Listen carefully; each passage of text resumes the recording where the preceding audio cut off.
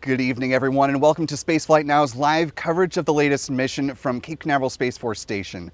Will Robinson Smith here at the Kennedy Space Center press site as we are counting down to the latest launch heading up to the International Space Station. About 11,000 pounds of food, science, and cargo supplies are about to head up to the orbiting outpost in just about an hour and a half from now. And the weather looking quite good as we're counting down to liftoff. It's a partly cloudy sky here at Florida's spaceport, and so far things are progressing well, and fueling, of course, will start at T-minus 35 minutes. You can see to my left, there's the rocket there sitting at Space Launch Complex 40, getting ready to start the fueling campaign. Inside is the very first Signis XL spacecraft, which of course we'll talk much more about as we roll on through the count. So if you haven't already, be sure to hit that subscribe button, thumbs up, so we can get some more folks into our live launch coverage. But don't want to dilly-dally too much, because right at the top of the show, we are welcomed by a very special guest, one of the researchers who is involved with an experiment that's heading up to the International Space Station. And we are so good to be joined by Dr. Mohammed Qasemi, who is with us representing an experiment called Zbot, which we'll talk more about in the next couple minutes. Welcome aboard. We're glad to be with us. Thank you, Will. Thank you for providing this opportunity to talk to you and connect with your audience. Yeah, absolutely. Thank you for being here. And so for our audience that is not super familiar with Zbot, this is an important experiment not only for your university, but also this is a NASA-funded experiment. So tell us, the audience, a little bit about Zbot, and we'll just start at a surface level, because this is about reducing the amount of boil-off for propellants in low Earth orbit and beyond. Yeah, so just to put it in very simple terms, when you want to go on a road trip, the first thing that comes to your mind is, do you have enough gas to get you to your destination? And also, if the trip is long, and far away, you want to make sure that you have opportunity to refuel as you're going on your trip. So NASA has the same problem as NASA plans to go for planetary expeditions to Moon, Mars, and beyond, and stay longer and longer and have a sustained, long duration stay in space. So NASA, for many years now, is thinking of having a network of refueling station in space, where spacecraft could dock, refuel, and and also the spacecraft can return to the depot and fill the depot up. So this operation has to take place. Unfortunately, when you are driving your car, the fuel is gasoline, and you can keep it in your tank for forever. I mean, it doesn't, it stays there. But the fuel of rockets are liquid hydrogen and liquid oxygen and liquid methane. They are all cryogenic, and they have to be maintained at very, very low temperatures.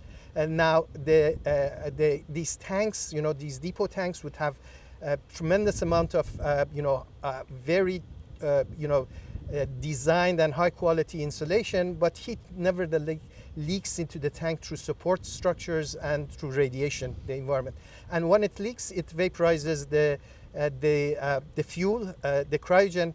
And the common practice right now is to vent to keep the tank secure, because if it overpressurizes, it explodes. Right. And but our experiments deals with the situation that you want to preserve the fuel, so you want to preserve the fuel without venting, by cooling and mixing the tank, and that becomes a complicated operation in space, where the vapor is not always on top of the liquid, and because of lack of gravity, you have a very complex situation there.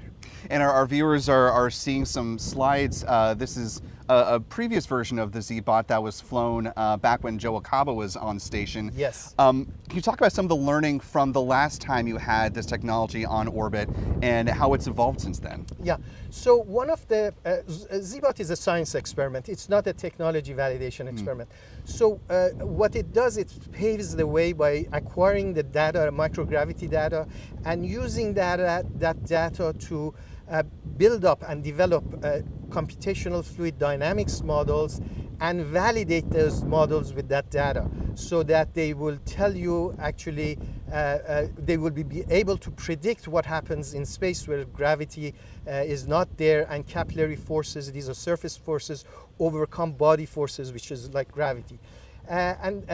So the purpose of the experiment was to study pressurization, self-pressurization. What is the rate of pressurization in space?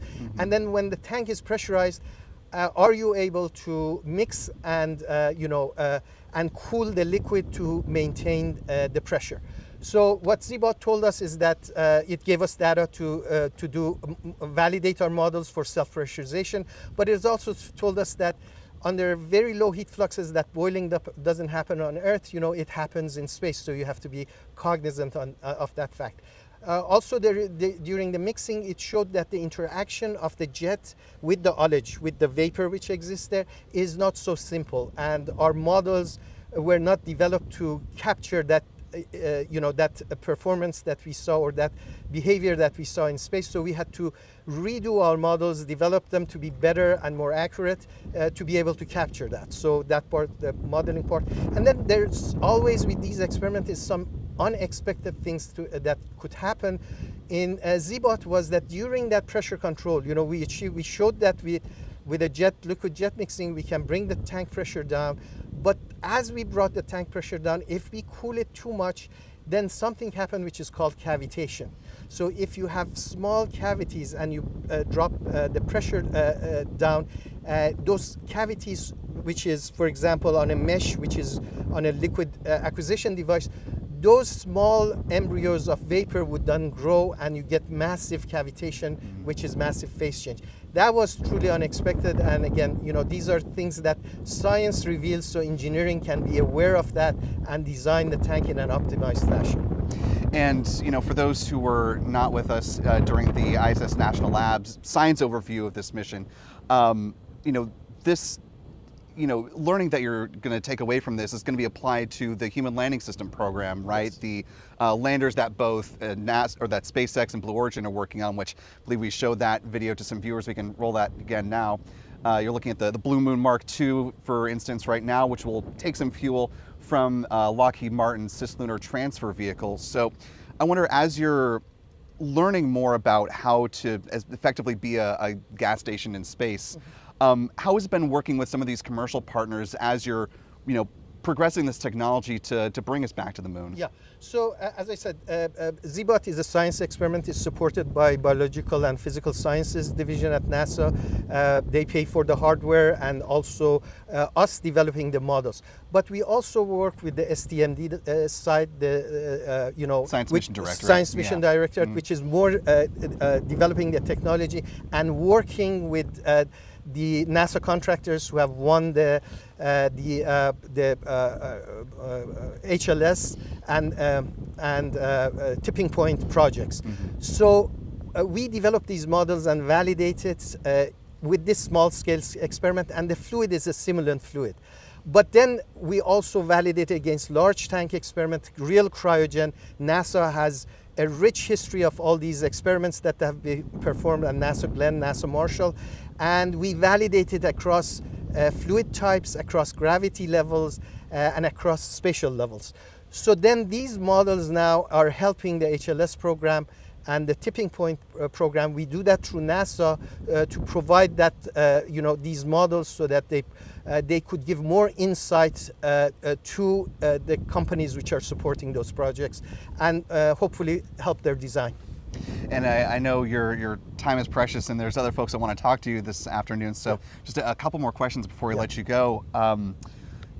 Once this system is on orbit and you're starting to work with it this time around, I think you mentioned during the ISS National Lab briefing that it'll be a couple of months before you get to have an astronaut in the loop to begin this work. So I wonder, what's kind of the time scale that you're looking at? So my understanding is, and I'm not the best to know the timings because it goes by NASA schedule. My understanding is somewhere, in November, the experiments are going to be performed. Now, I tell you, what amazes me is that for Zbot 1, Joe Agaba was able to put this complicated thing that you might have shown that complicated hardware in 2 days by going over manuals that were written, and wow. that's just genius, you know. But that has to happen. So these goes in boxes. When they open up, these components come and float in space, you know, or in microgravity, and the astronaut has to put it together in the microgravity science glove box, which is MSG, they call it for short. And then after that, the operations begin, you know, and hopefully we're thinking, you know, that by December, by the latest, the operations begins, but it might be, you know, before that, you know. And then it would go on, my understanding is, for about 6 months. So by the time we're in April, May frame, so it winds down and we get all the data, and then our job begins in organizing the data, publishing the data, and also validating our models with the data. So, and that actually led to my last question, which is, you know, when do you feel like you'll be able to start applying this learning, and what are sort of the most immediate next steps looking into the late spring time frame? It sounds like in 26.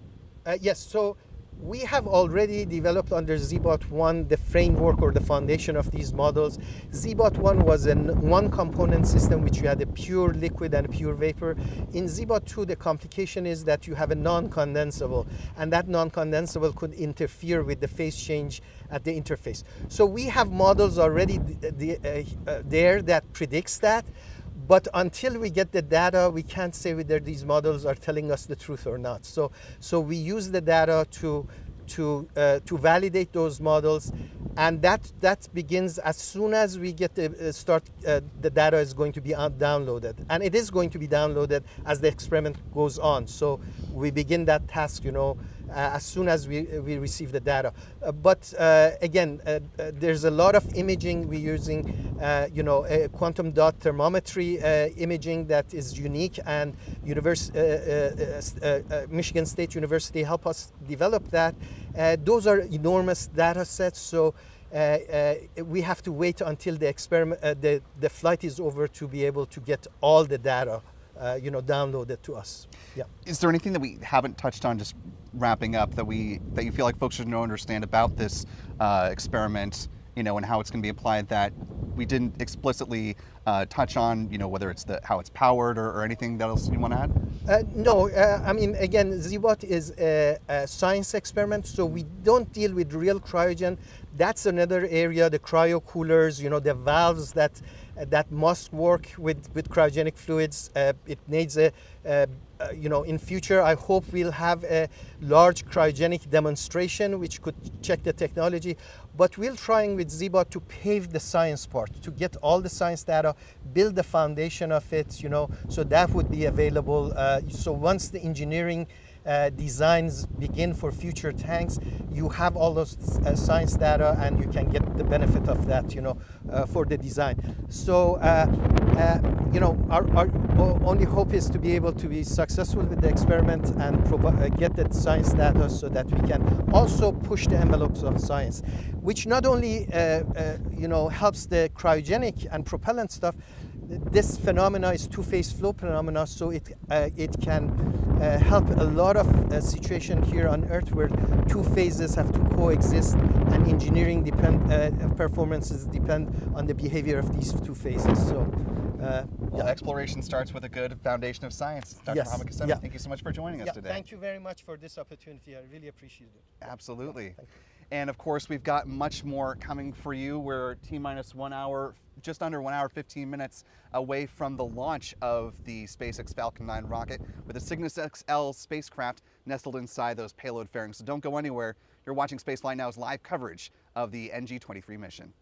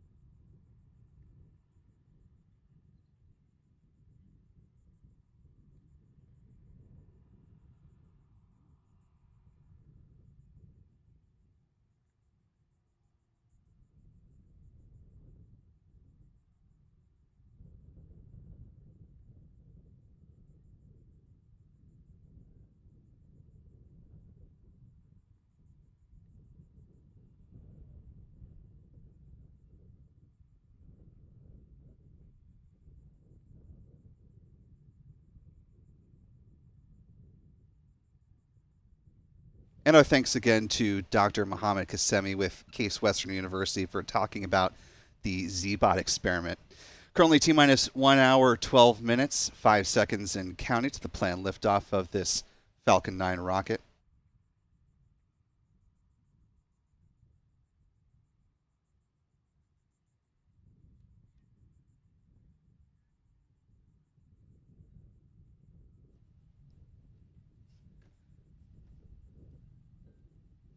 I want to thank the more than 600 of you who are watching along with us live this afternoon, heading into the evening, now at the top of the hour.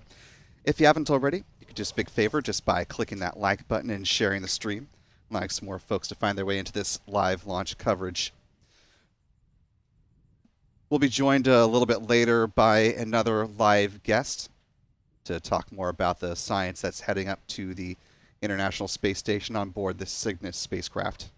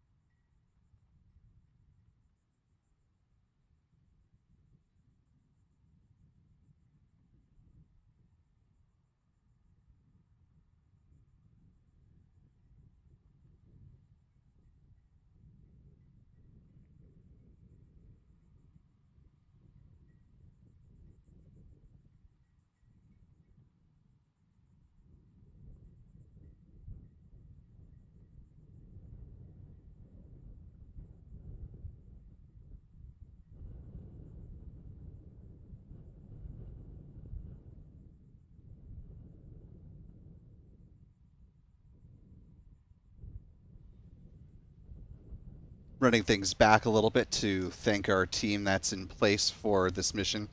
Our Spaceflight Now editor, Stephen Young, is running the technical operations of the broadcast alongside John Pisani. Anna Bernstein out and about with the camera setup here at the press site. And Michael Kane is down further south on the beach, getting ready to tackle this launch from multiple angles. So if you're not following our photographers, you can find them here on X. John is at John Pisani Photo. Michael is at MD Kane Jr. Adam is A Byrne NYC. Also be sure to follow Spaceflight Now simply at Spaceflight Now. We're also on Blue Sky Threads and Facebook.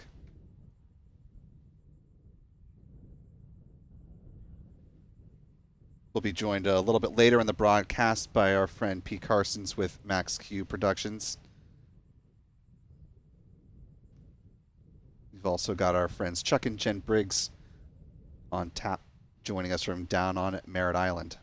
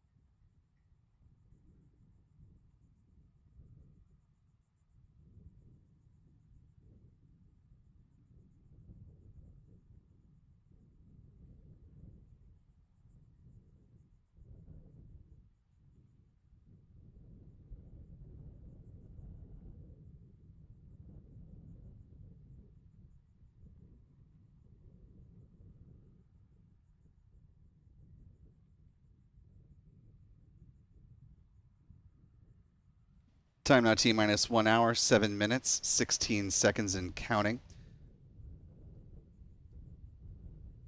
Want to also give a shout out to our wonderful moderators in the live chat who are helping us out today. Big thanks to Rick Donner and Mark Otto. See if there are any other mods at this time. Not seeing any, but if any others cruise on in throughout the course of the countdown, be sure to give them a big old Spaceflight now hello. You can help the mods' jobs by following the rules of the live chat. We ask that you refrain from delving into overt politics and religion, that you don't type in all caps.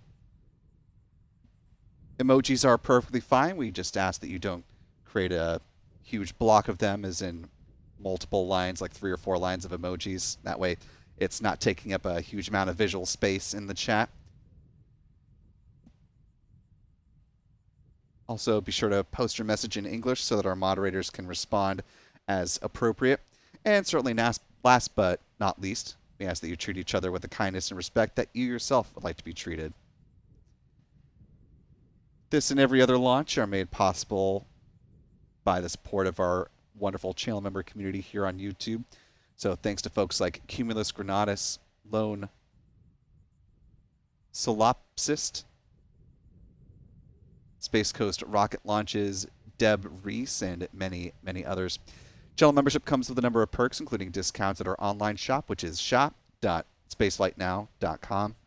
Access to member-only videos here on YouTube, access to our members-only Discord server, and of course the ability to watch all of our live launch liftoff moments from here in Florida in 4K. Want to welcome in new channel member Al, or AI. Or actually, they've been a member with us now for 1 month at the mission specialist level. Really appreciate that. Thank you for your support. It's always good to see those folks who hit the 1 month mark. Also want to thank Chuck Close for a very generous $25 super chat. Thank you, Chuck.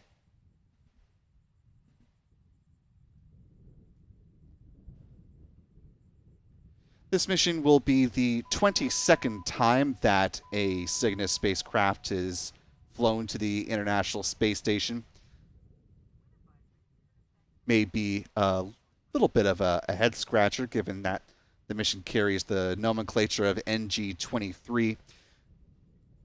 The Reader's Digest version of that explanation is the Signis spacecraft that was earmarked for the NG-22 mission was damaged en route to the Kennedy Space Center, and so that caused a little bit of schedule shuffling for the planners on the ISS program on the NASA side. And of course, with the international partners' consent, they decided to move up the launch of the CRS-33 mission from SpaceX, as well as the launch of NG-23.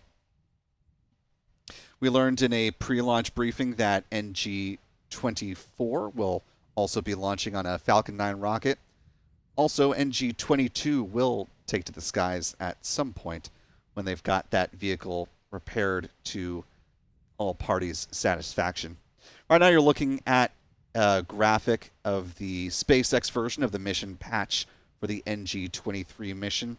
Here's the design from Northrop Grumman. As we mentioned just before the interview started with Dr. Kissimmee, the Signis XL is the vehicle inside the SpaceX fairings today. It's considerably larger than the previous version. It's got about 33% more capacity for cargo and supplies.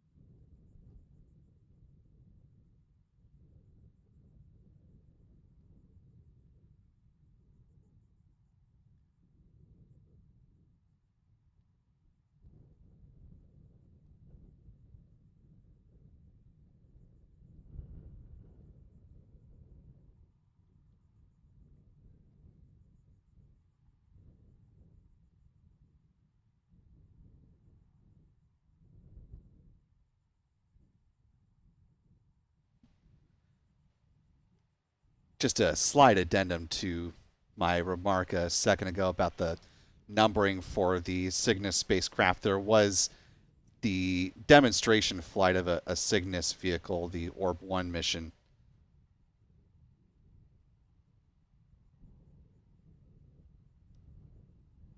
So technically this will be the 33rd flight of a Signis vehicle, but since it left the demonstration phase, this will be the 22nd.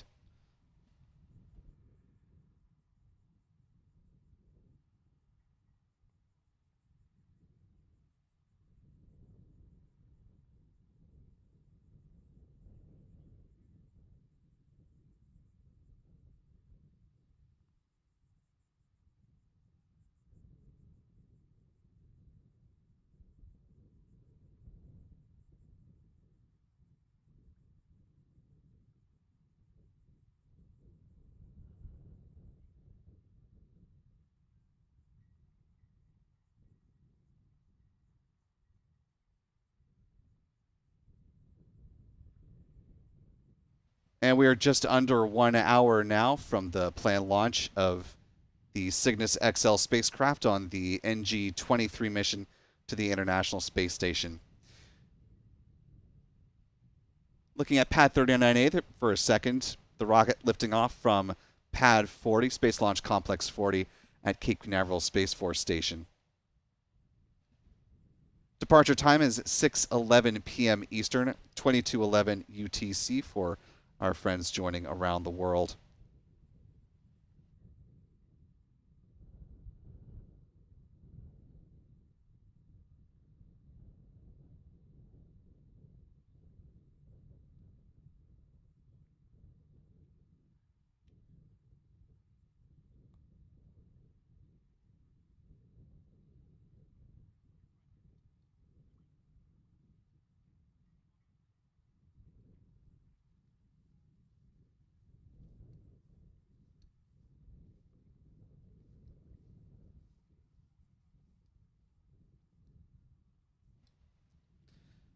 Looking from our turn basin shot, you can see some cumulus clouds hanging around the spaceport right now.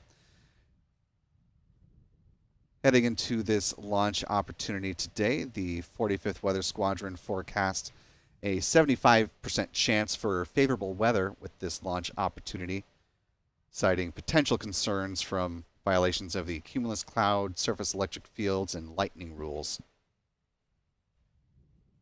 If for whatever reason SpaceX is unable to launch today, they do have a backup opportunity tomorrow with weather about 10% better than it is with this particular outlook today.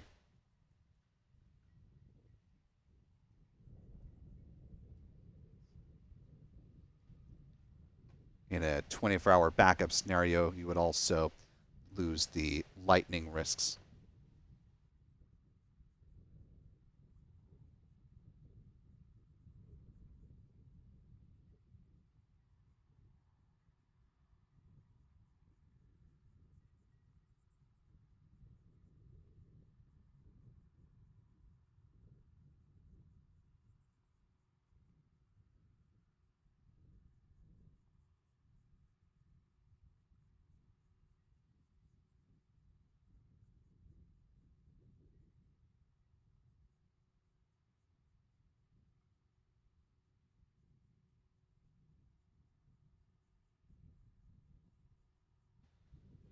Time now T-minus 57 minutes and counting.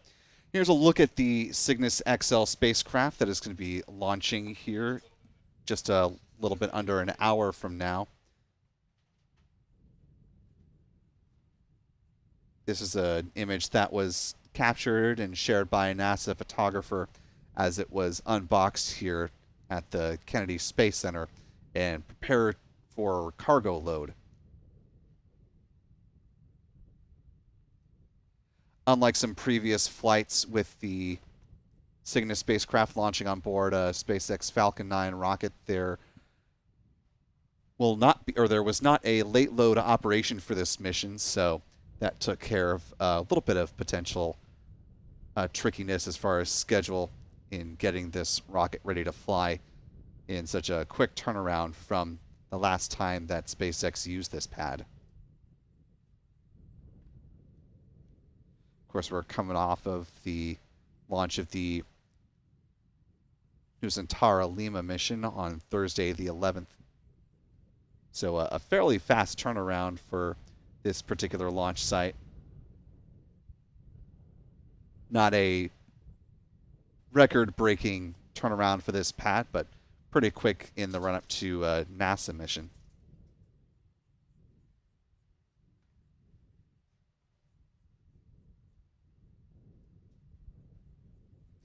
Northrop Grumman has a tradition of naming all of their Signis spacecraft after a particularly impactful astronaut. This Cygnus XL is named the SS Willie C. McCool.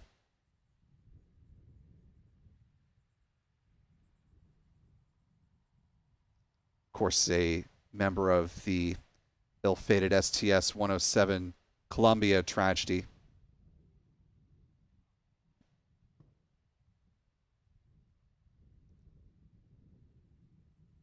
For those of you who have the opportunity to visit here in Central Florida and go over to the Kennedy Space Center Visitor Complex, there's a wonderful exhibit about both the Challenger and Columbia disasters, as well as the Apollo 1 fire that's all sort of in the same area. That's within the larger Atlantis building. You can read all about McCool and his contributions to that mission and the rest of the crew members of STS-107.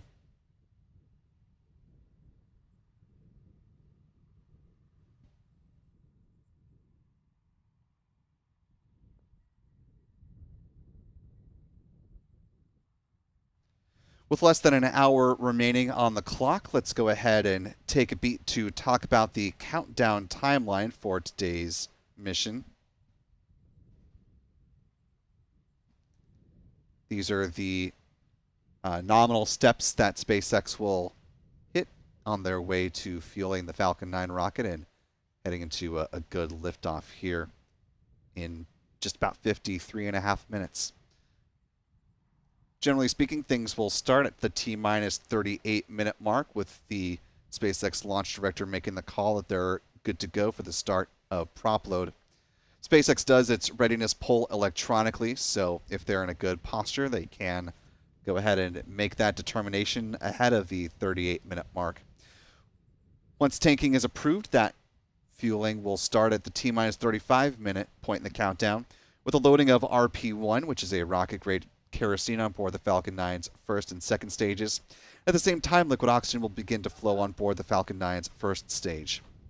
T-minus 30 minutes is when cryogenic helium starts to flow onto the pressure vessels for the Falcon 9's first stage. Same will be true on the second stage a few minutes afterwards. At that point, the Falcon 9 rocket will be fully loaded with 1 million pounds of propellant. T-minus 23 minutes is when second stage RP-1 loading wraps up.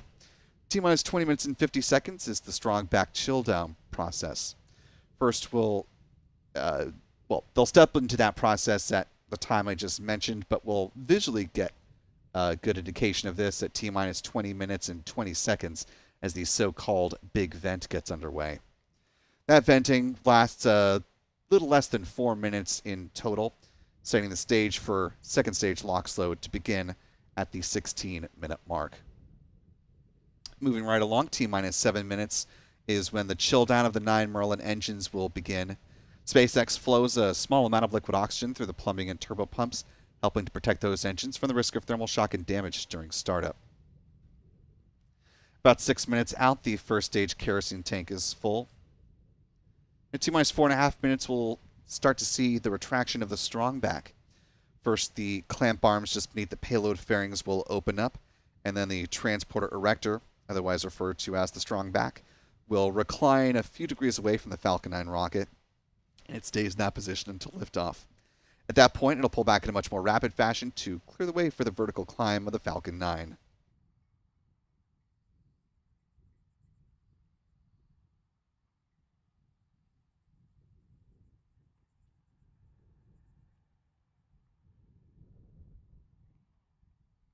T-minus 3 minutes is when first stage liquid oxygen tank should be full. About a minute afterwards, same will be true on the second stage. At that point, the Falcon 9 rocket should be fully loaded with 1 million pounds of propellant. In the final 60 seconds, when the rocket enters into its automated startup sequence, control of the countdown is handed over from the ground sequencer to the Falcon 9's onboard flight computers. At the same time, the propellant tanks are brought up to flight pressure. SpaceX launch director will then give their go for launch call, T-minus 45 seconds. The engine ignition command is issued at T-minus 3 seconds. And if all 9 Merlin engines are healthy and ignite as expected, the command will be given for the hold down clamps to release that Falcon 9 rocket for a T0 liftoff. Once again, coming up at 6:11 p.m. Eastern, 22:11 UTC, or in just about 50 minutes from now.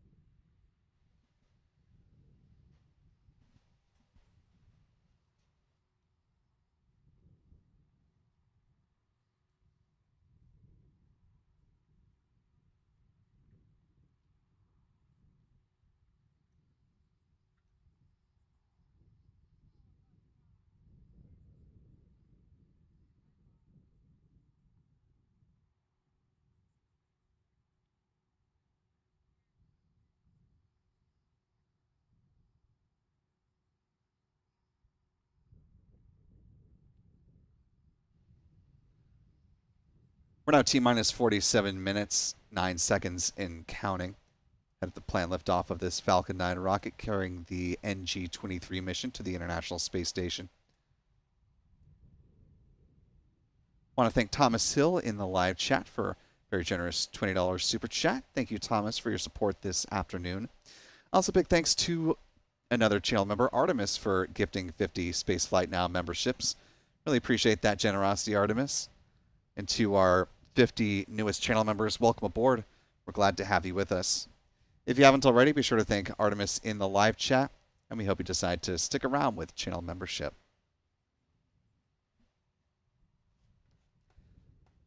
Well, for those of you who've been here since the start of the broadcast, we were previously joined by one of the investigators whose experiment is heading up to the space station, Mohammed Qasemi, with Case Western University. Want to go now to a bit of pre-recorded tape. This from another investigator, Joel Sersel, with the Trans-Astra Corporation, to talk about technology that is going to be done in cooperation with Voyager technology using their Bishop airlock. This is a piece of hardware called the capture bag, and is designed for use not only with cleaning up orbital space debris, but also could be used for interactions with some other satellites that are near the end of their life, but just don't have the correct deorbit capabilities, and then potentially for commercial applications in capturing asteroids and bringing them back to Earth. So a lot of interesting possibilities, and this is just a little bit of the conversation that he had with us to talk about the technology. So here is Joel Sersel with Trans-Astra Corporation. But these capture bags are very inexpensive and can scale to very large sizes. So operationally, the way it works is the capture bag is opened before the carrier vehicle approaches the target. If the target vehicle is spinning around a single axis, in some cases it'll match the spin around that axis, then the capture bag will fly over the target, and so it's a precision docking maneuver is not required, and that's important. Then the end of the capture bag closes on the target to enclose it. And then once the target is enclosed, it cinches it down and pulls it in tight so you have positive control. We've modeled this extensively in the computer. We even have a gantry system that is a large gantry system that we use large capture bags doing this with a big spinning mass model that's a 3-axis controlled mass model that can spin and nutate. And we have a spin table and a gravity unweighting system on our gantry system. And we've shown that we can grab spinning and nutating objects and grab them and control them. If something breaks off the object as we're capturing it, that's fine, it's contained in the bag. If there are particle debris or dust or gases, we can even make the capture bags hermetic and capture gases. Our cost estimates suggest that these can be 10 times cheaper than robotic systems. Then the proximity ops systems can be vastly simpler.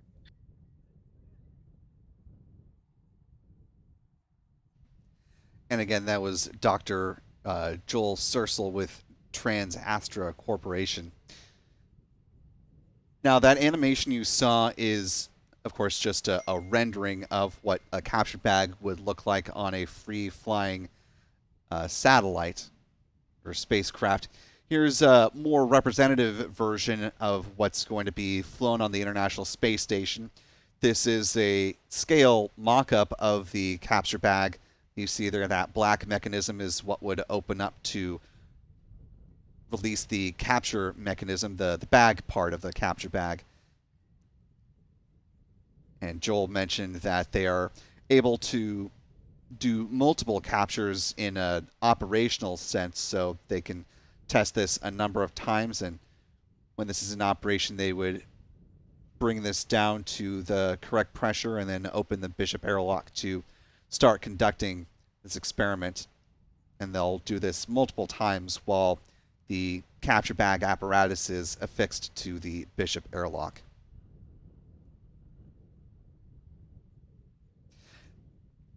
The use of this airlock, I should say, is also helping to further the learnings for Voyager Technologies, the company behind the Bishop airlock on the International Space Station.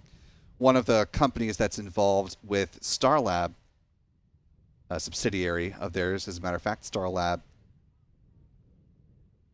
they're designing a version of a commercial space station that may be operating in low Earth orbit in the years to come. They're one of a number of competitors that are working towards the future commercialization of low Earth orbit.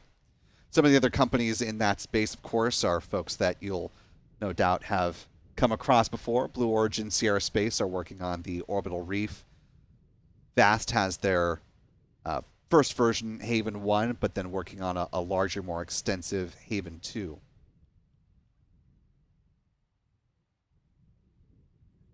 Once upon a time, Northrop Grumman was going out on their own venture to create a commercial space station, but now they are part of the Starlab team. And of course, Axiom Space also working on their version of a commercial space station, what they call the Axiom Station, which is set to start launching modules which will connect first to the International Space Station. It's the only one of these companies that has been given a contract to attach one of their full modules to the space station before it separates and becomes part of the solo Axiom Station.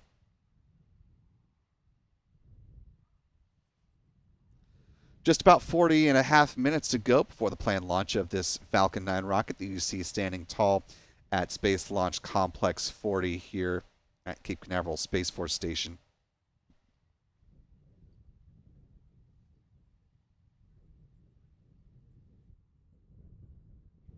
Taking a look back at our live chat, want to thank the more than 1,200 of you who are watching along with us this late afternoon, evening. If you haven't already, you could do us a big favor just by clicking that like button and sharing the stream, allowing some more folks to find their way into this live launch coverage.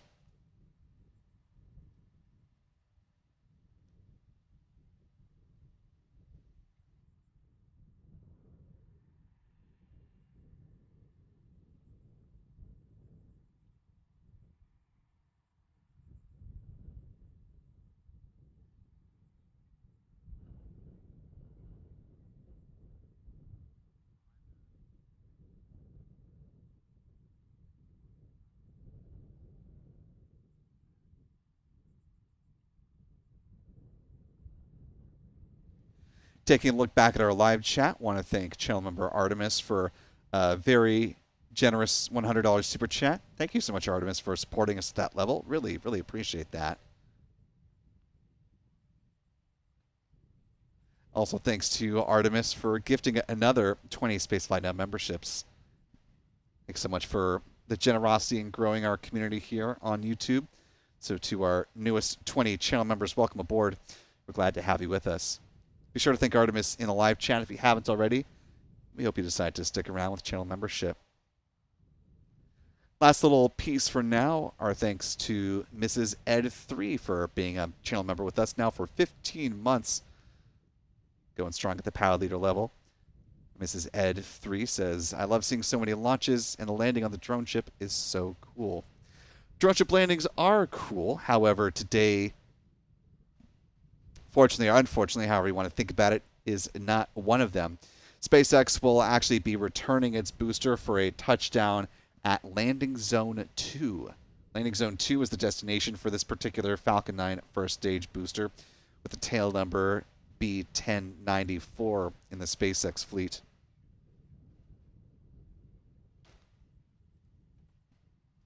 A successful recovery at this site would mark the 14th good touchdown at LZ2 and the 67th booster landing here in Florida.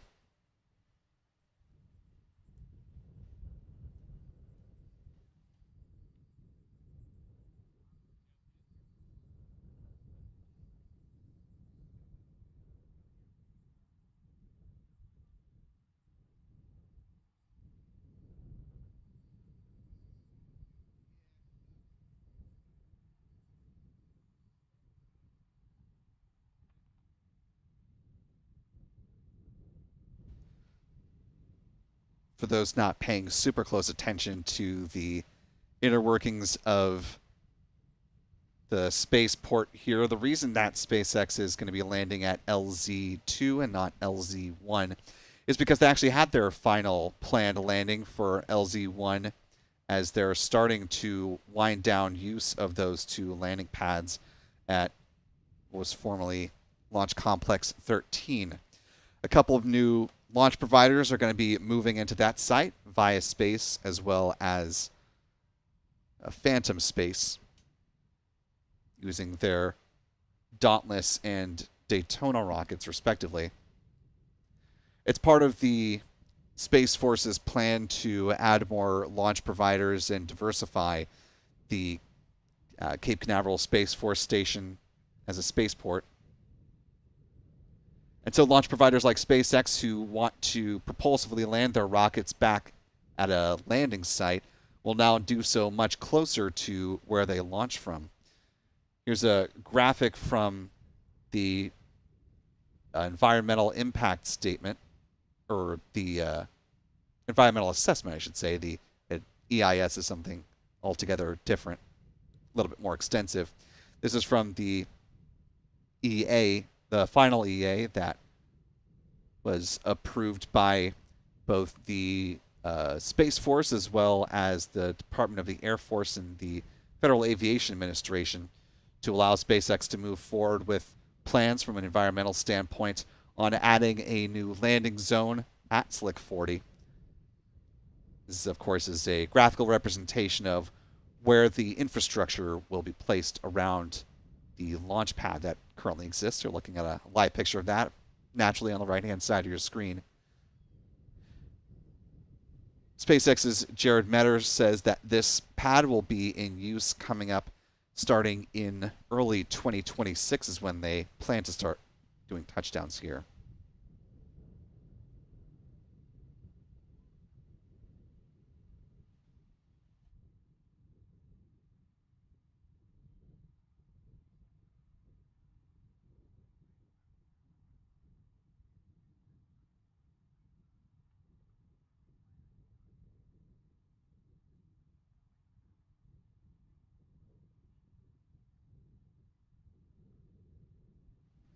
Just under 35 minutes to go. At this point in the countdown, SpaceX, assuming they gave the go-ahead to start the fueling campaign for their Falcon 9 rocket at Pad 40, is now tanking that rocket. Do have an update from SpaceX less than 10 minutes or so ago. They said at that point, all systems were looking good, weather 85% favorable for liftoff, so an improvement from the forecast that was previously given.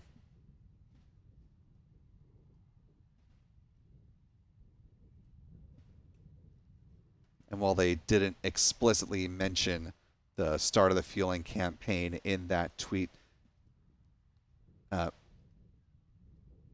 message like that is usually indicative of them being ready to move into the tanking process when they get to this point in the countdown.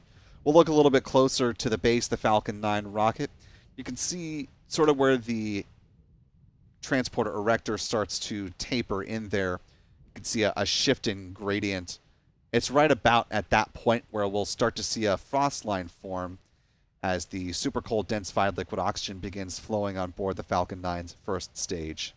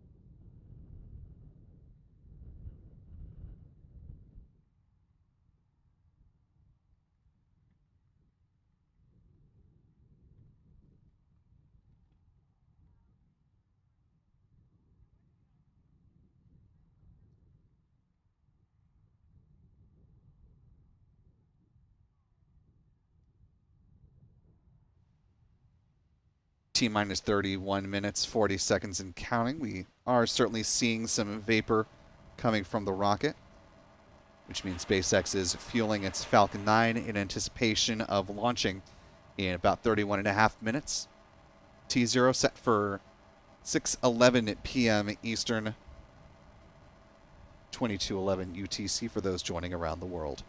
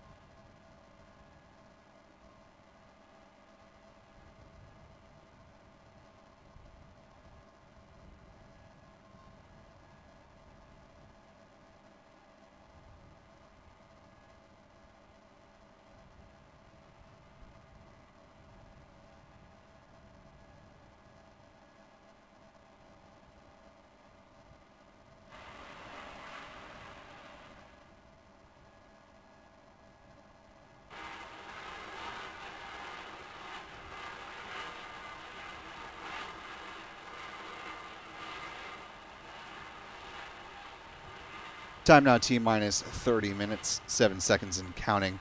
You may be hearing a little bit of extra noise in your microphones or on your headset.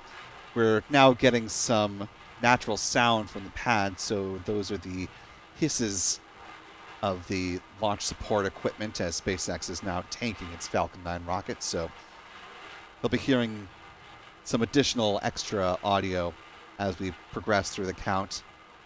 We go through the upcoming venting from the Strongback as well.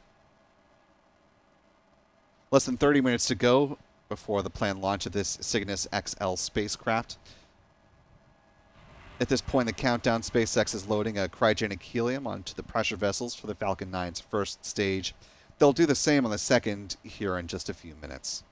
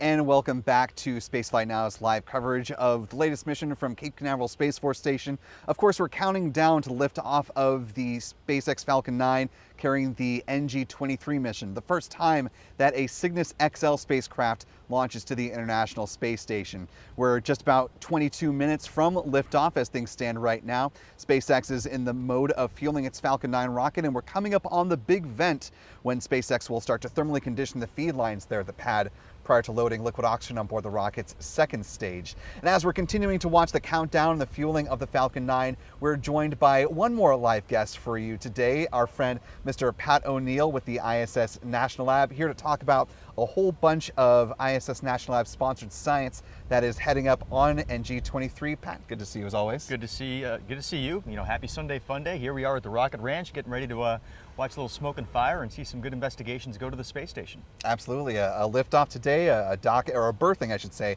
in just a couple of days after that. You know, you gave a overview of some of the science that's going to be launching on Wednesday this past week. So folks want a more deep dive on those specific investigations, you can go ahead and check that out after obviously this live stream wraps up. But you know, a lot of both repeat and new visitors coming to the International Space Station, which is I think always what the National Lab tries to do, is a good mix of some old, some new. Maybe starting with some of the older players that are coming back for another round. You were talking with Mo with you know, the Zbot experiment, which is a NASA-sponsored one. But you know, talk about some of the folks that are coming back around for another bite at the apple, if you will. Another bite at the apple. Another great example would be Bristol-Myers Squibb. So Big Pharma returning back to the International Space Station. They have launched multiple investigations over the years. This is going to be their second time, though, working with the Redwire Space Team and the Pharmaceutical In-Space Laboratory, which is the pillbox. They're going to be looking at crystal growth experiments on the space station. That's what they've done for every project that they've launched to station thus far. But again, they are part of that growing group of big pharmaceutical companies that see the value in doing R&D on the International Space Station. So we're excited for them to go back, what they might learn, and how that might be able to either accelerate or create new therapeutics for us here on Earth. And you know, we've got some interesting combinations of some older and some newer players, like the combination of Transastra working with their grab bag. We talked a little bit about that earlier in the broadcast, but if you want to give folks a little bit more of a deep insight on, you know, how some of the synergies work with you know, Voyager Space and Transastra, is just now seeing the big vent beginning live full screen right there. Again, for those who are just joining us, this is SpaceX preparing the feed lines ahead of loading liquid oxygen on board the Falcon 9 rocket's second stage. But I'll let you pick up things back with the grab bag. Yeah, so the Voyager Technologies team, they're going to be very, very busy with this launch. They're supporting a lot of investigations that are flying on this, and I'm sure we'll talk about a couple of those. But the one that you alluded to, capture bag, they are using the Bishop airlock on the International Space Station, and their intention is twofold. One is to try to catch space debris, but then also there might be some implications down the road. They could be looking at asteroid mining. So that's really exciting to be able to leverage the space station as a technology validation or demonstration platform. But again, in this growing ecosystem that we have in low Earth orbit and in space in general, there continues to be more and more debris that is out there. So it's very important for us to be able to have companies like Transastra who are working to validate technologies to ensure that spacecraft can remain nominal and allow for those that are living and working on those vehicles to do so in as safe of a manner as possible. So we're excited about that one. And like you mentioned, Voyager with their Bishop airlock, they're always busy basically throughout the year on the International Space Station. What are some of the other ones that they're working with? So there's two other ones I'm going to mention. One of them, and so you mentioned it, where there's, you know, a lot of firsts and there's a lot of people that are repeat customers. We actually have the first project from Thailand that's going to be flying to the International Space Station on this. It's going to be looking at crystal film that could actually be helpful for computer screens and phone screens in the future. So that's cool. That just demonstrates again that the space station, it is truly an international collaboration and opportunity. And those that have a great idea, it doesn't matter where you are in the world, we want to be able to see the best research going to the space station. But the Voyager team has been supporting that every step of the way. Another one that they're working on that I'm particularly excited about from a technology demonstration perspective, we've talked a lot about in the past, edge computing, AI in space, data transfer, data processing. These are all things that have been a bit of a challenge for us on the space station through the near 25 years of continuous human presence. the last few years we see a pretty strong uptick in this, but the Voyager team is, they've acquired Leo Cloud, which is going to be, instead of looking at a data unit on a space station, they're looking at creating a data region in low Earth orbit or in space. So it's basically like what we would do here on Earth where we have the cloud. This would be the same type of thing that would be in low Earth orbit in space. And the reason why that's important is because if I am a cancer researcher and I launch an investigation to the space station, if I'm able to get real-time data back to me on the ground, I might be able to see how projects are reacting in that space environment before they are returned back to me here on the ground. Is there a way for me to iterate that science while it's on the space station so that we can get more advancements on the R&D while it's up there? And then that way, when it does come back down, instead of doing 1 or 2 projects, maybe we've done 8, 9, 10 projects, and how much further that's going to accelerate us from an R&D perspective. You know, and the fact that you've got an extra large spacecraft that's going to be heading up there, no late load needed for this particular mission, but did that give you and the folks at ISS National Lab a little bit more maybe breathing room or room to play around with some additional companies that could go up that may not have had space, so to speak, on a traditional Cygnus spacecraft? Well, so that's a good, you brought up the Cygnus spacecraft, so I'm going to talk a little bit more about that now too. So the manifest itself is one where we've been pretty solidified for a while, but to your point, it's always great when you have a vehicle that has more capacity, because that means we're able to send more supplies for the astronauts so that they can go out there and eat and drink and all the fun stuff and have all the things that they need. But if we have the ability to send more R&D, well then ultimately that's what we're trying to do from a space station perspective. But also one of the cool things about the Cygnus vehicle is that once it departs the space station, it has the ability to be used as its own kind of incubator in low Earth orbit. So we have an investigation that's going to be leveraging the Cygnus spacecraft once it gets away, looking at propellant ideas. And that could be helpful for future satellites or space technology in low Earth orbit and beyond. But again, that's the great thing about the Cygnus vehicle. Not only is it able to send research to the space station, but also once it departs, it does 2 things. One, we could do interesting investigations that maybe we wouldn't do on the space station itself, but it also serves as a very important and valuable ability for us to put, you know, trash or things that are no longer needed on the space station, and then they will then burn up in deorbit. So the Cygnus vehicle is a very valuable tool for the ISS program, and we're excited to take advantage of this Cygnus vehicle and its enhanced capabilities. And just want to note for our audience, you can see we're just about at the 15-minute mark in the countdown. The big vent has wrapped up. Second stage LOX load is underway. Next big milestone, of course, is going to be the chill down of those 9 Merlin engines at the base of the Falcon 9 booster. That's not for another roughly 8 minutes, though. Starting to wrap up our conversation, though, Pat, you know, this is the last US-based mission of the space station that's launching. A couple of others that are going up, though. You've got a crew mission, Soyuz, that's going up in November. And then before that, the HTVX from Japan, which is obviously very exciting for that nation, and a new cargo vehicle heading up. Are there any ISS National Lab experiments or partners that are involved with the HTVX? There are. So there'll be a variety of projects that are flying on that vehicle. And again, it's exciting, as you alluded to, because it's another pathway for us to be able to get critical research and supplies to the space station. So we're excited about that mission. There's going to be a lot of projects that we're sponsoring that will ultimately reside on the outside of the space station, leveraging the MISSI platform.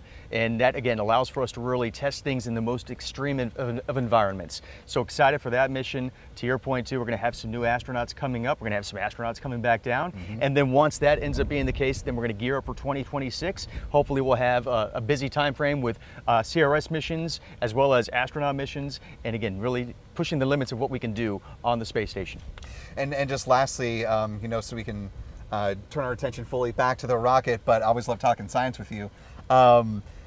You know, we're coming up on the 25th anniversary of your continuous human presence in low Earth orbit, and also, unfortunately, the retirement of the International Space Station, which is sad because we're losing this great science platform, but it is, you know, the turning of a page, if you will, in the next chapter of low Earth orbit exploration. So as you're looking at companies like Axiom that are, you know, about to launch a module to the space station, other companies that are going to be operating in their own LEO space, has the ISS National Lab started to have conversations with those companies? I think we've talked about this a little bit before, but now that we're starting to get closer and ideas are firming up, you know, what are those conversations starting to look like? Well, the beauty of a lot of those companies that you kind of alluded to, most of them we already have active agreements with, where they are looked upon as commercial service providers for the International Space Station National Laboratory, which means they have the ability to go and find their own research partners. So we do continue to have those types of dialogue with their teams, but that's also why it's important to leverage this space station as best we can, so that way we can properly arm these companies, if you will, with business cases, with use cases, so that when we do transfer away from this International Space Station, we are able to segue peacefully, if you will, to those commercial destinations in low Earth orbit and give them the best opportunity they can for success. Super last question. Do you have a favorite tech demo or experiment that's coming up on NG23? Choose among children, I know. You would stump me on the last question. I mean, we already touched on it a little bit. I like the LEO Cloud project. Again, the reason I like it is because it expands the notion of like cloud computing to go beyond just the space station, but also, again, if we are looking at commercial destinations in low Earth orbit, you know, the ability for all of these kind of to be able to pool that data and to be able to stream that back down to the research community or to those that are looking for that information. To me, that's exciting because, you know, again, we're just driving technology, and this is why we have that space station, to validate these technologies and to really push the limits of what's possible in low Earth orbit and beyond. It's an orbiting outpost for a reason. That's right. Patrick O'Neill with the ISS National Lab, thank you so much for joining us this evening. Thanks, Will. And of course, we have just about 11.5 minutes remaining on the clock, so don't go anywhere. We're coming up right now, as Pat mentioned earlier, to the fire and excitement of this mission as NG-23 takes flight from Space Launch Complex 40. You're watching Spaceflight Now's live coverage of the mission launching the first Signis XL spacecraft.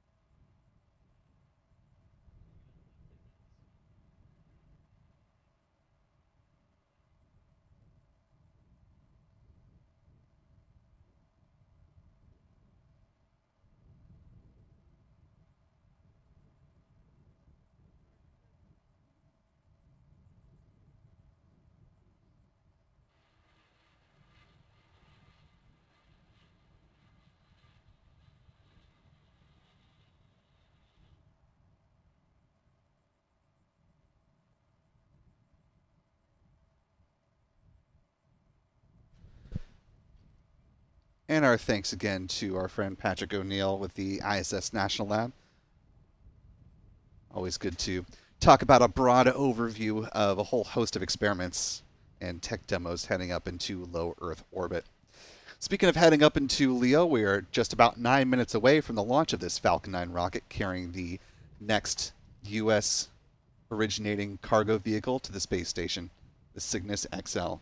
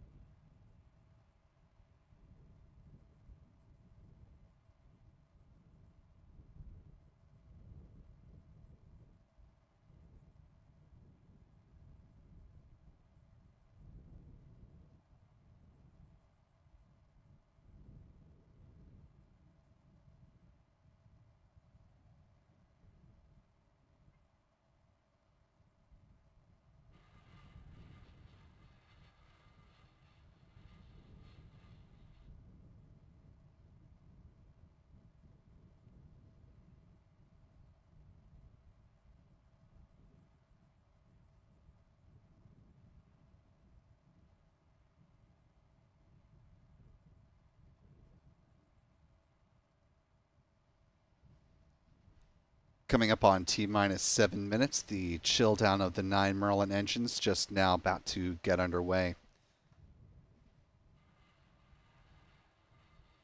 Engine chill.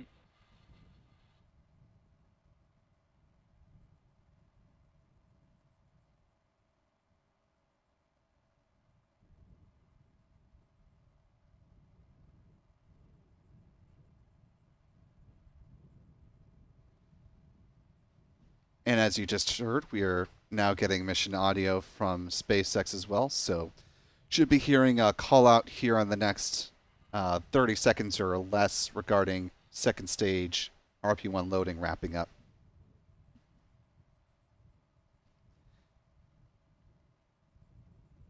Stage 1 RP1 load is complete. Stage 1 RP1 load wrapped up. Coming up next will be the retraction of the Strongback from the Falcon 9 rocket. First, we'll see the clamp arms just beneath the payload fairings open up, and then the Strongback, otherwise referred to as the transporter erector, will recline a few degrees away from the Falcon 9.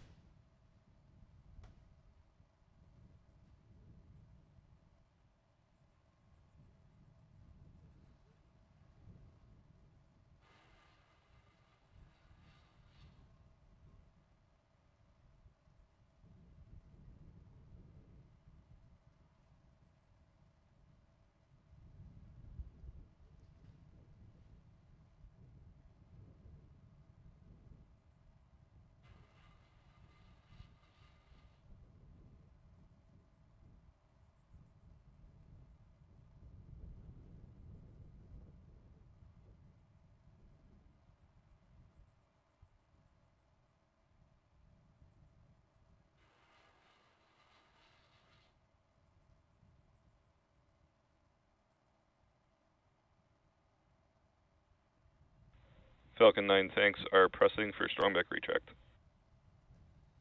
And a good call there, getting ready ahead of the retraction of the Strongback.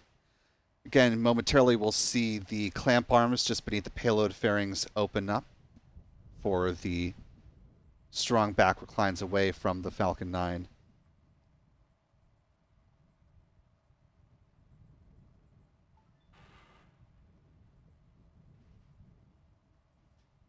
Strongback lower has started.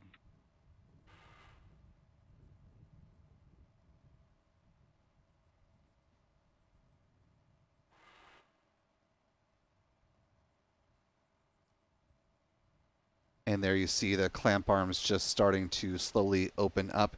The Strongback reclines just a few degrees away from the Falcon 9 at this point in the count. But once we hit that T0 liftoff, it'll pull back in a much more rapid fashion to clear the way for the vertical climb of that Falcon 9.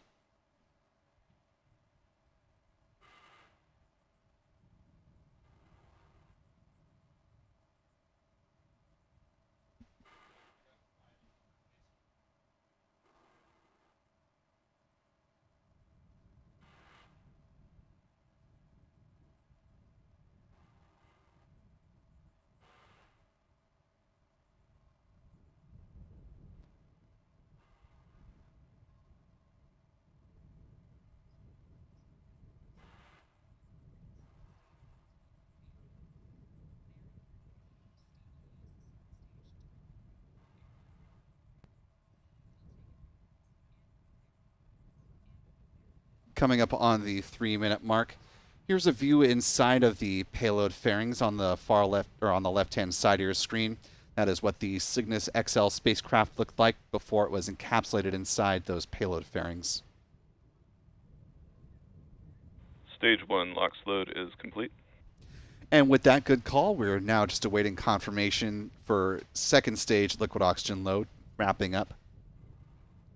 That should come right about at T-minus 2 minutes or thereabouts.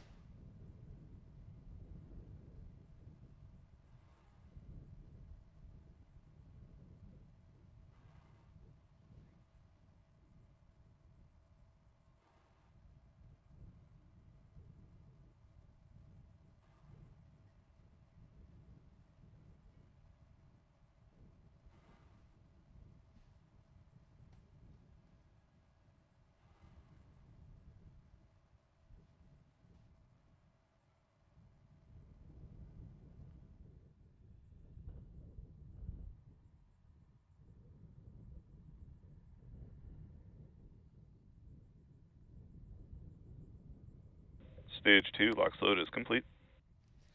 And with that good call out, the Falcon 9 rocket is now fully loaded with 1 million pounds of propellant.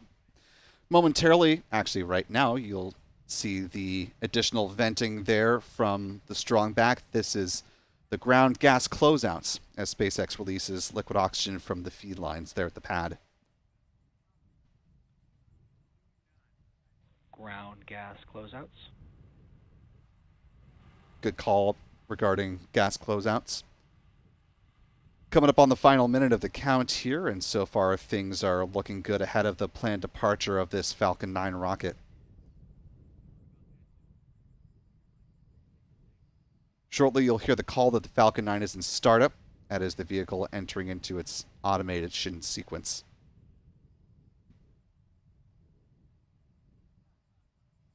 Falcon 9 is in startup. Good call there. We're now just awaiting the SpaceX launch director to give their confirmation that we are go for launch.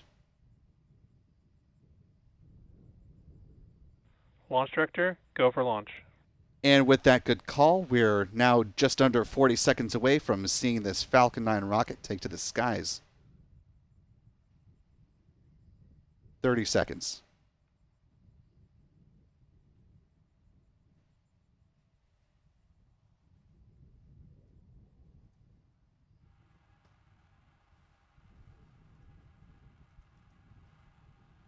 $15 seconds. And here we go. In 10, 9, 8, 7, 6, 5, 4, 3, 2, 1. Engine ignition and liftoff. Liftoff of the Falcon 9 rocket on the NG-23 mission, carrying the first Signis XL spacecraft on its way to the International Space Station.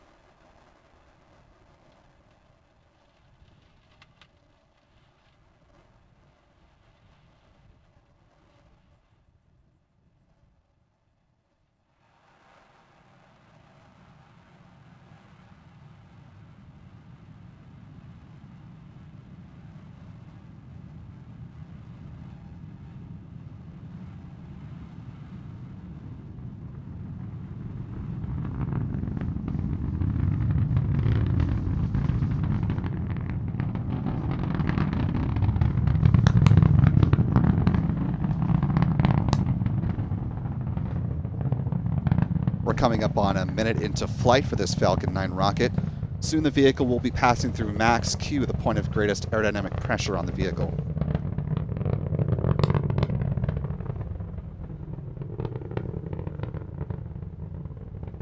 Max Q. Confirmation of max Q. SpaceX will now be thermally conditioning the Falcon 9 rocket's upper stage engine for the start of its burn.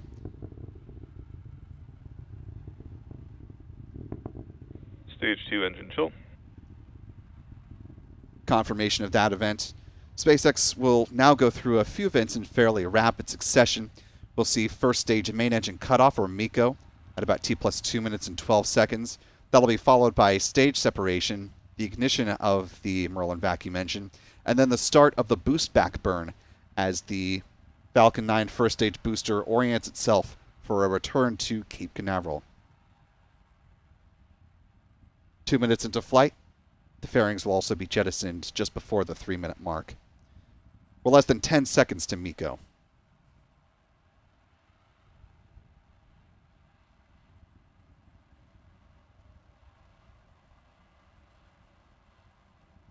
You see MECO. Stage separation. Stage separation confirmed.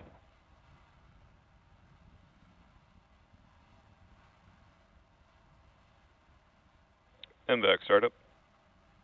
Stage 1 boost back startup.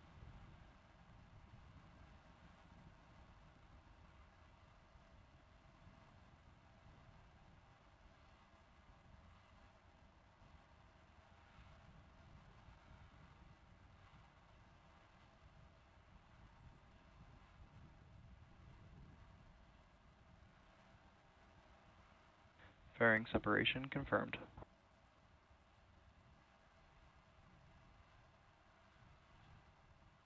Payload fairings have been jettisoned, releasing the Signis spacecraft,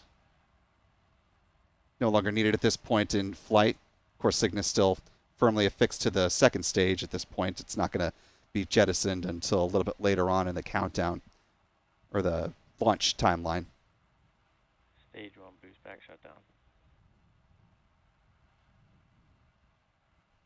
The boost back burn has wrapped up. Now, a little more than 3.5 minutes into the mission so far. Coming up, the next event will be the start of the entry burn, which will use 3 out of the 9 Merlin engines at the base of the Falcon booster 1094. That burn will last about 20 seconds in duration.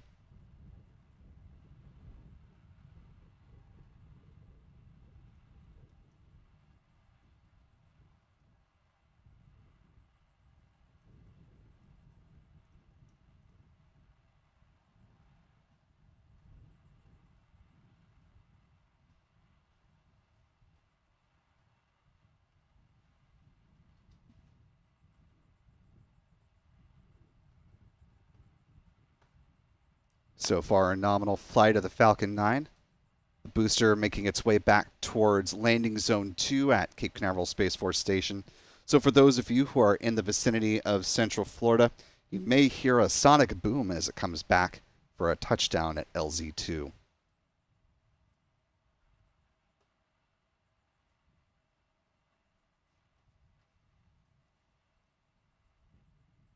Again, the start of the entry burn is coming up in a little more than a minute from now at T+6 minutes and 10 seconds. Those pulses you're seeing on your screen from the booster, those are the cold gas thrusters in action. They help to adjust the attitude or the positioning of the Falcon 9 as it orients itself, in this case for landing back at LZ2.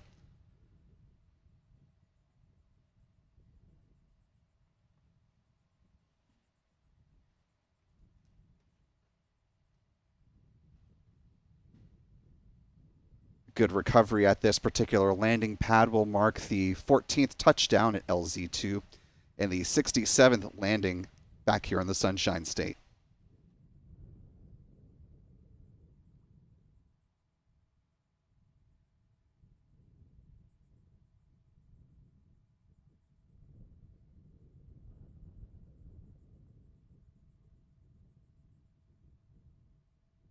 Coming up on 6 minutes into flight, we're less than 20 seconds away from the start of the entry burn.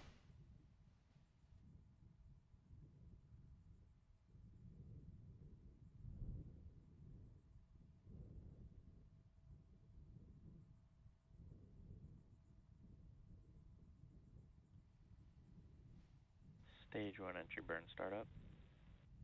And a good call for the start of the entry burn. Really good tracking views from our friend Pete Carstens with Max Q Productions.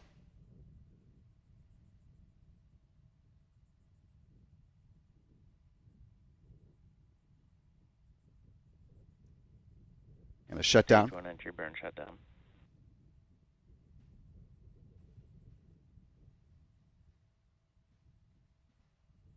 Keeping our eyes fixed firmly on the Falcon booster here.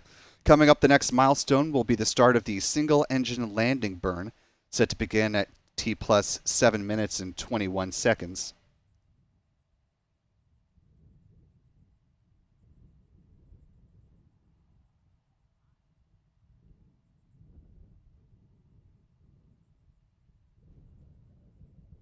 The position of the Stage 1 FTS has saved. sun today gives us really sharp Stage 1 clarity transonic. on the booster. Now traveling below the speed of sound.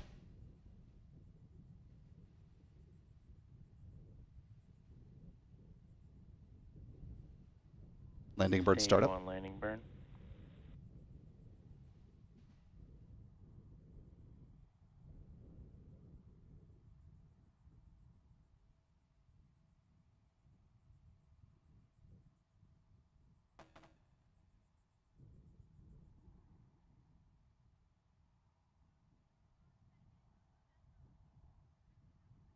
Stage 1 landing leg deploy.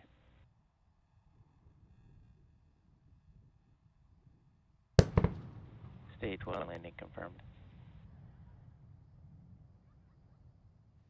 Stage 2 has entered terminal guidance. And a good touchdown of beat 1094, Stage 2, FTS has saved. marking the conclusion of its 4th trip to space and back.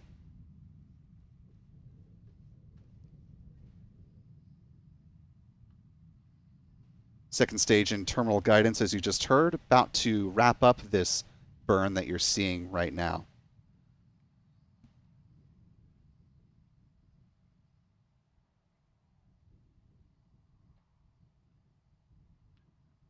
MVAC shutdown. And the conclusion of the first burn on the Merlin vacuum engine on the second stage. Nominal orbit insertion. And a good call for the correct orbital insertion. The upper stage of the Falcon 9 will now coast for a few minutes. And then coming up at T plus 14 minutes and 33 seconds, we'll see the release of the Signis XL spacecraft.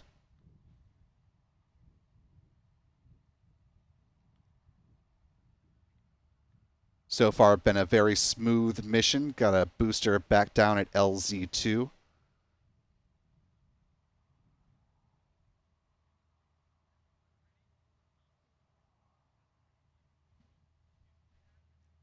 And there's a nice view of the Signis spacecraft looking up from the Falcon booster, or from the Falcon 9's upper stage.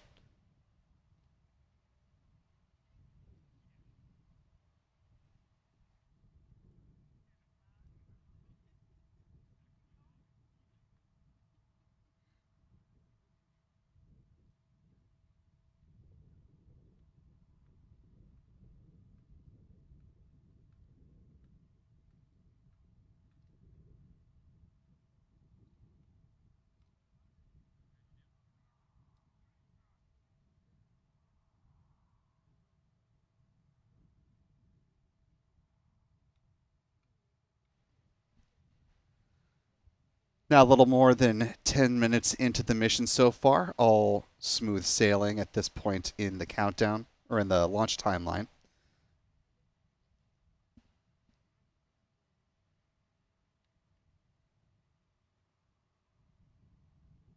An empty launch pad, always a good thing to see. On-time departure, that rocket blasting off to the International Space Station with a lot of important cargo in tow. About 11,000 pounds of science and supplies on board that Signis XL spacecraft.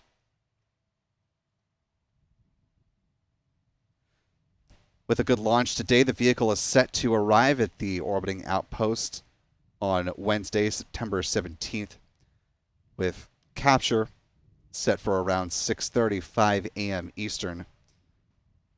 NASA astronauts Johnny Kim and Zena Cardman are going to be the ones on tap to monitor and perform the berthing operation. Johnny Kim will be at the controls of the Canadarm2, and Zena Cardman will serve as support for that operation.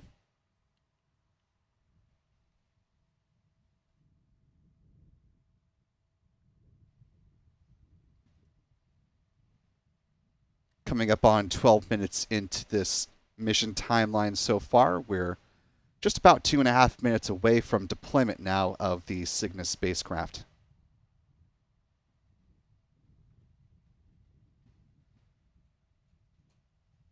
Following jettison of the Signis, the Falcon 9's upper stage will perform a final deorbit burn, driving this part of the rocket back into the atmosphere, where it's designed to burn up and help eliminate creating unnecessary space debris on this mission.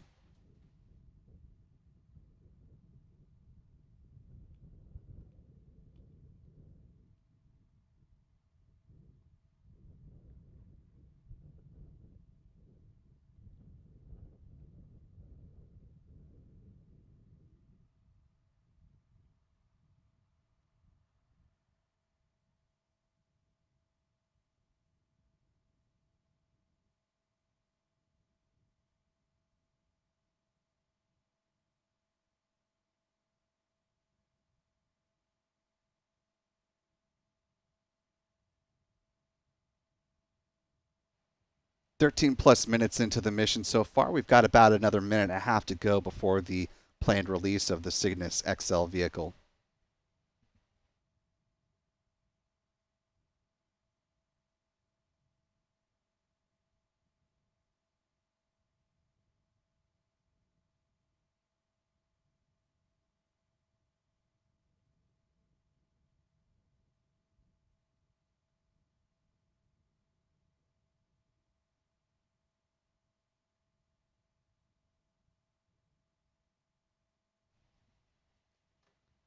As we are awaiting the final departure of the Signis vehicle from the Falcon 9's upper stage, do want to thank a couple folks in our chat briefly.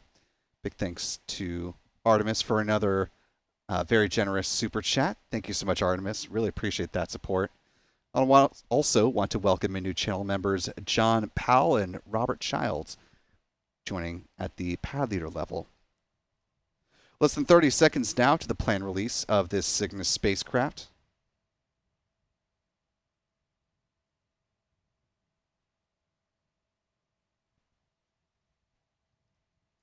And again, for timing's sake, it'll take a few days for this vehicle to reach the International Space Station. Docking coming up on Wednesday at about, or I say docking, berthing of the vehicle will happen about 6:35 a.m. Eastern on Wednesday.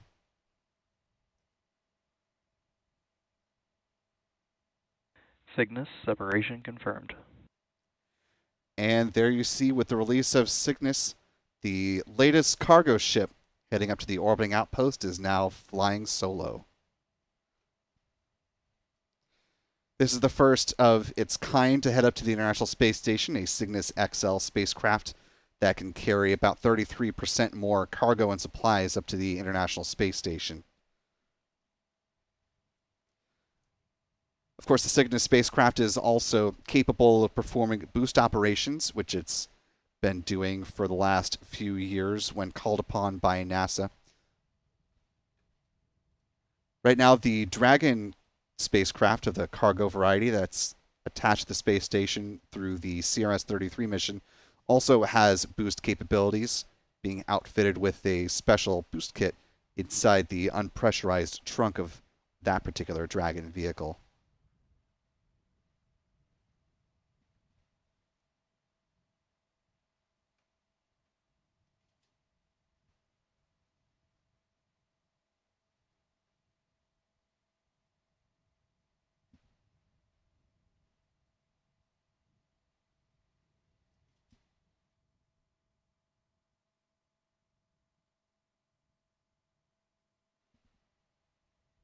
Let's go ahead and listen. You know, all of our missions are critical, but this particular mission is even more so critical. You know, NG-22 was scheduled to be launched in June, and we had an issue with that spacecraft during a shipping incident, and so we weren't able to get that mission launched. And so the NG team has done a phenomenal job accelerating this mission 4 months to be able to get this launch off today. This is a different variant, as you guys have highlighted. It's the Cygnus XL, is what they call that. It has 33% more capacity to launch cargo, and it's extremely important. There's a lot of critical consumables, supplies, food, water, air that we need for station to maintain habitability of crew. And then also we've got critical science that we also have on this mission. And so, you know, we consider this really important to be able to enhance and expand our capability to launch more cargo. But in addition to that, you know, there's other functions that the Cygnus is going to serve. You know, it's certified for 200 days to be a berth to ISS. And, you know, with that, you can do some other operations, like what we call extend the lab.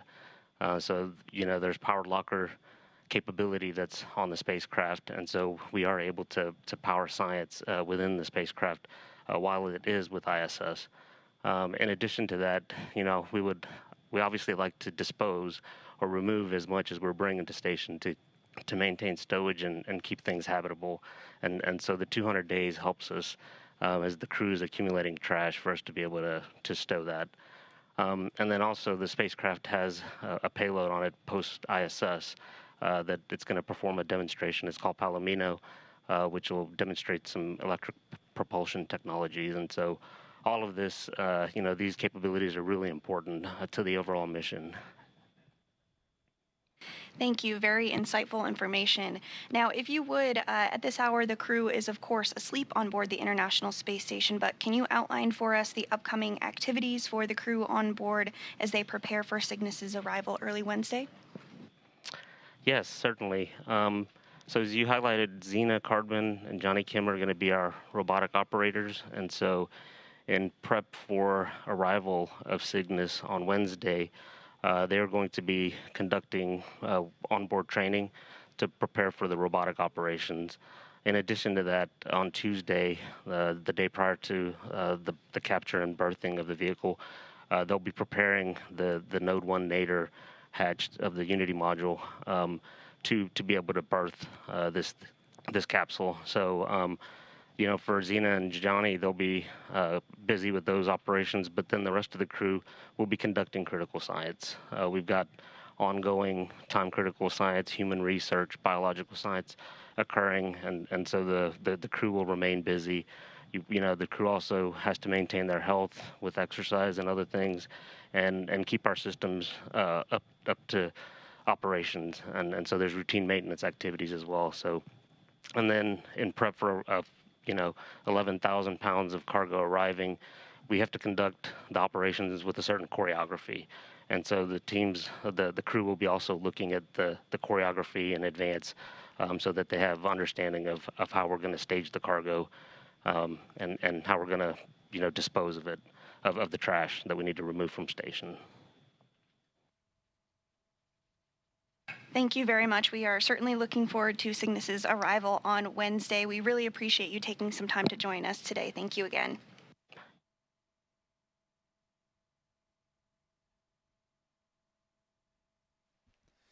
And with a successful liftoff from Space Launch Complex 40 and a good deployment of the Signis spacecraft, as you've just been hearing, it'll have a few days ahead of it before it heads up to the International Space Station for berthing, overseen by NASA astronaut Johnny Kim. Taking a live look inside the control rooms on the left at Hawthorne, California for SpaceX, and the Johnson Space Center on the right side of your screen.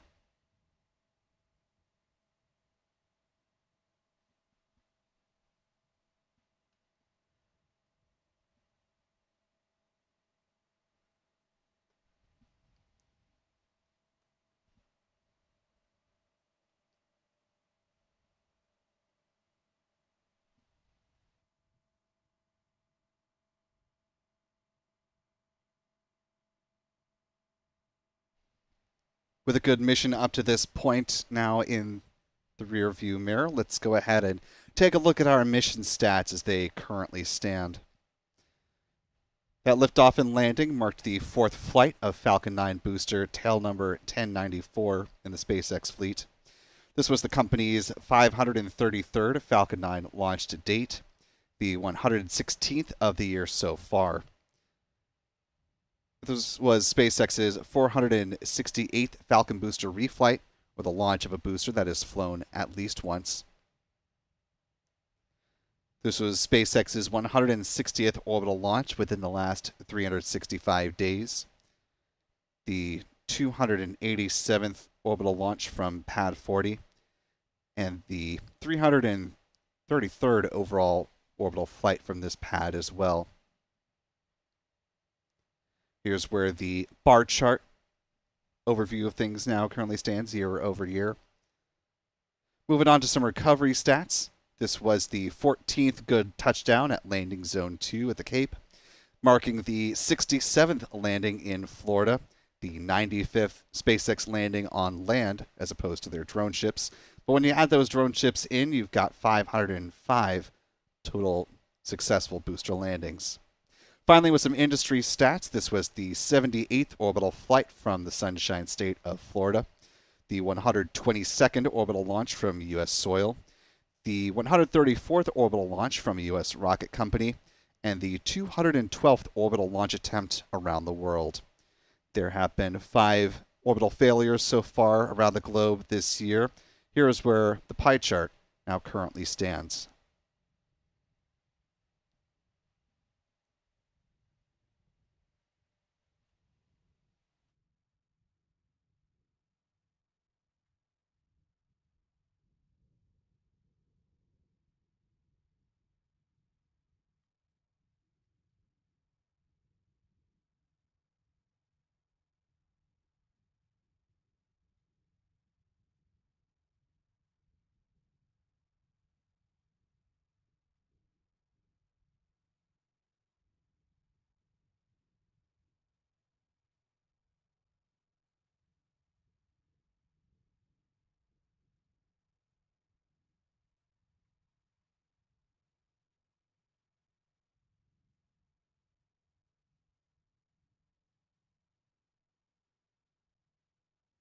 Before we go ahead and wrap things up tonight, do want to share with you a couple of the photos that our photographers were able to capture of this good launch today.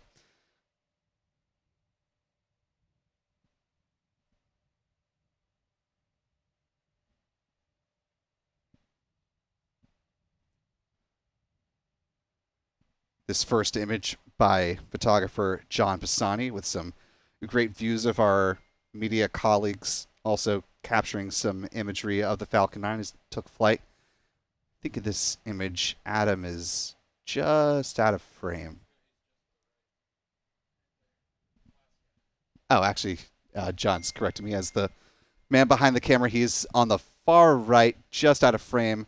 Looks like he's pumping his fist, but he's actually doing his job in tracking the Falcon 9 as it made its ascension. And then one more from Adam. You can see here the Falcon 9 as it took to the skies over Florida's Space Coast.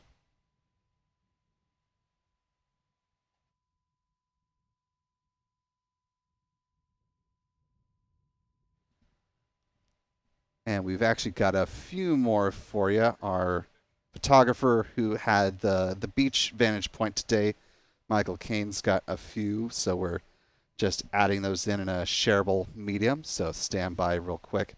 While we're doing that, want to thank Stephen Strickland for gifting a Spaceflight Now membership. Really appreciate that, Stephen. To our newest gifted channel member, welcome aboard. Glad to have you with us. Be sure to thank Stephen in the live chat. We hope you decide to stick around with channel membership beyond the month you were just gifted.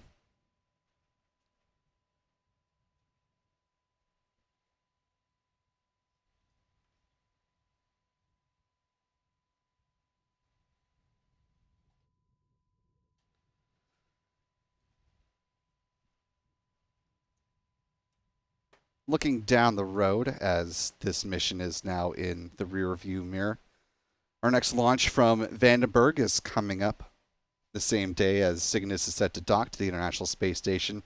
Looking for a launch from Space Launch Complex 4 East on September 17th. That is the Starlink 17-12 mission.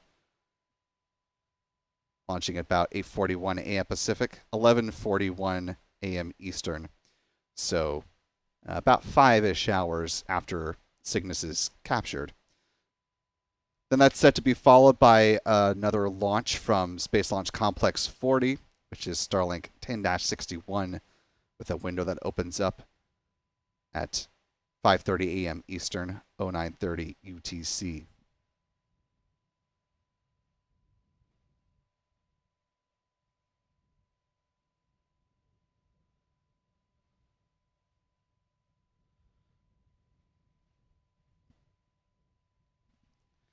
And taking a look now at some of the photos captured by Michael. Sort of starting at the opposite end of the mission from the beach perspective. You see the booster coming down for landing back at landing zone 2. You see a lot of folks that are packed in there at the Jetty Park Pier. Trying to get as good of a vantage point as possible. Here's another one from the liftoff from Space Launch Complex 40, rising over the condos and hotels in the Cape Canaveral area. Tighter shot of the booster making its descent towards LZ2. And then just before it touched down as the landing legs were deployed, and perhaps a slightly startled bird as the sonic boom was really kicking into gear there at Jetty Park.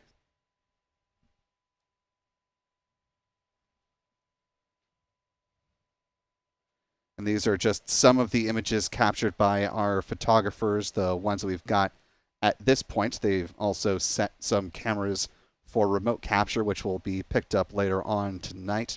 So be sure to follow them at their handles. You can find Adam at Aburn NYC, Michael Kane at MD Kane Jr., John Pisani at John Pisani Photo.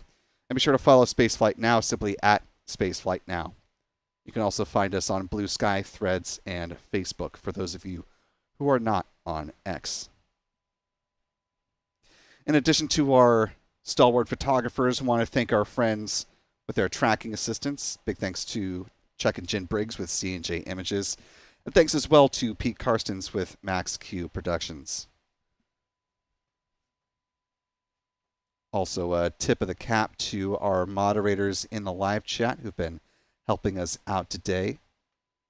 Our thanks to Rick Donner and Mark Otto.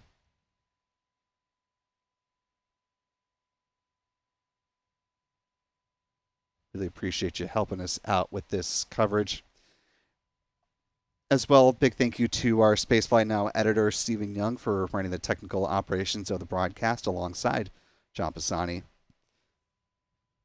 Most importantly, though, thanks to you for wherever you have been watching. We certainly appreciate your time and attention, and we very much look forward to welcoming you back in when next we have a live launch to cover.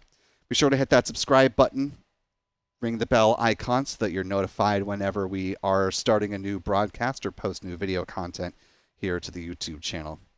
For all of us here at Spaceflight Now, I'm Will Robinson Smith. Remember, be good to yourselves, be good to others.